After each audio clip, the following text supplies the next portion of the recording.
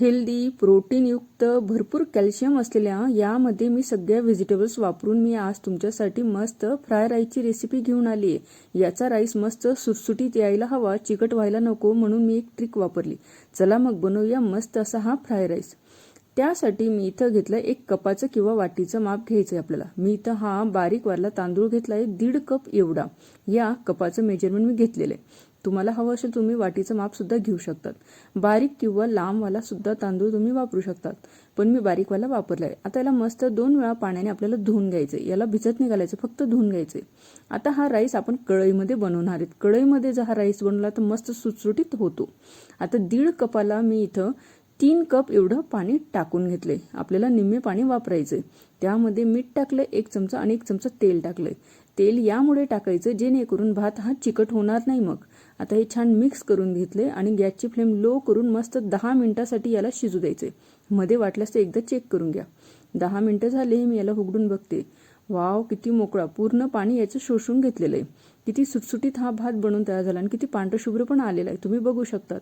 मस्त आता याला गार होण्याकरता मी ठेवून देते, म्हणजे हा असा उघड्यावर मस्त अजून मोकळा होऊन जाईल। मग आता इथं मी परत कढई ठेवली, त्यामध्ये आता आपल्याला तडका द्यायचा आहे। इथं मी 2 चमचे एवढं तेल टाकून घेतले। 5 ते 6 लसणच्या पाकळ्या घेतल्या आणि अशा कट करून टाकले। पेस्ट नाही यूज करायची आपल्याला, असं कट केलेलं वापरायचं। आणि अद्रक नका टाकू, कारण अद्रकचा फ्लेवर जास्तच स्पायसी होऊन जातो मग हा राईस। त्यानंतर मी 1 छोटा कांदा असा बारीक चॉप करून घेतलाय। कांदा पण आपल्याला कमीच वापरायचा आहे, कारण आपण यामध्ये भरपूर असे व्हेजिटेबल्स वापरणार आहेत म्हणून।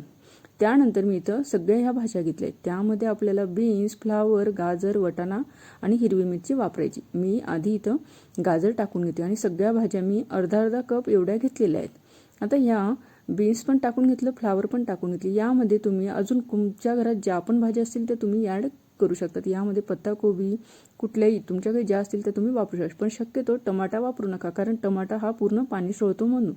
आता वटाणे पण मी टाकून घेतले।